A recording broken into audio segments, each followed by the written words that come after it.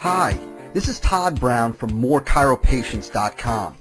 What you're about to hear is an unedited recording taken from our live Outwitting Your Chiropractic Competition teleclass. What you'll learn over the next 3 hours is everything you need to know to become the #1 chiropractor in your geographic area. You're going to learn how to make your chiropractic practice virtually immune to any existing competition or new doctors that may come into your town.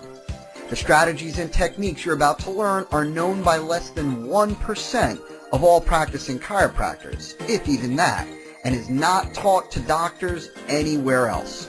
So, get excited, because you're truly about to give yourself a huge advantage.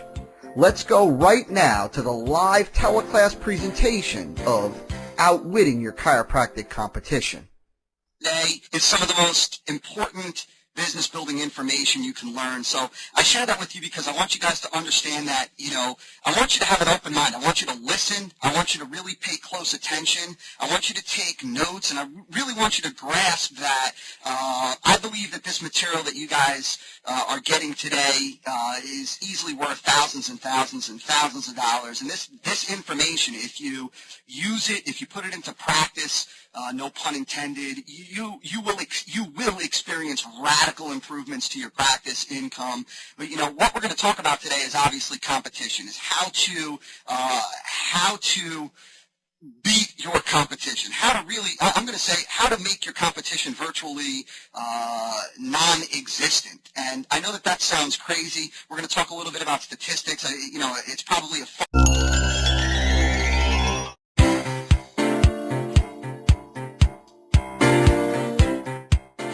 you need to be action-oriented. Number 2, you need to be resilient. You need to be resilient. Business is all about ups and downs. Business, it's never a straight shot to the top. It's not like, a rocket ship going up. Business, if we were to chart out business, it looks more like the stock market, with ups and downs, and hopefully over the long haul you've had more ups, greater ups, higher ups than you have downs. But it is about peaks and valleys. It's about successes and failures. It's not about just hitting home runs, every time you get up to bat. No one does that.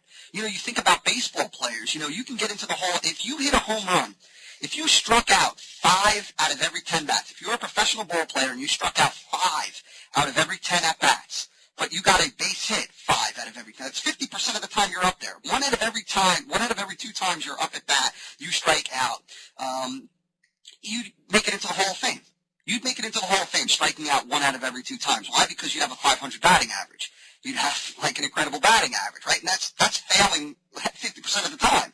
That's like you failing, every other marketing campaign, every other promotional campaign. That's like you giving a terrible presentation every other health talk, right? But yet, there are chiropractors that, experience 1 or 2 setbacks and they throw in the towel on marketing. They throw in the towel on thinking about success and thinking about, what they need to do to improve their practice. It's crazy. You need to be resilient as a chiropractor. Number 3, good and time management. This is something that, I could spend literally 3 hours talking about. But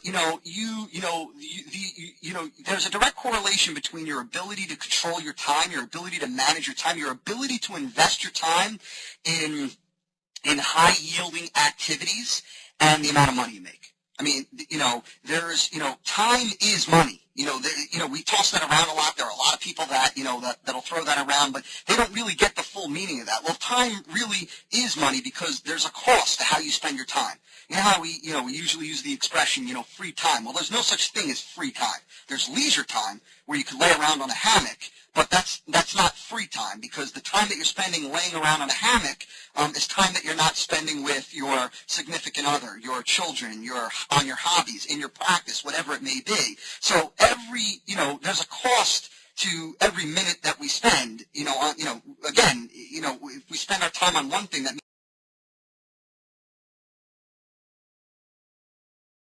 means we're not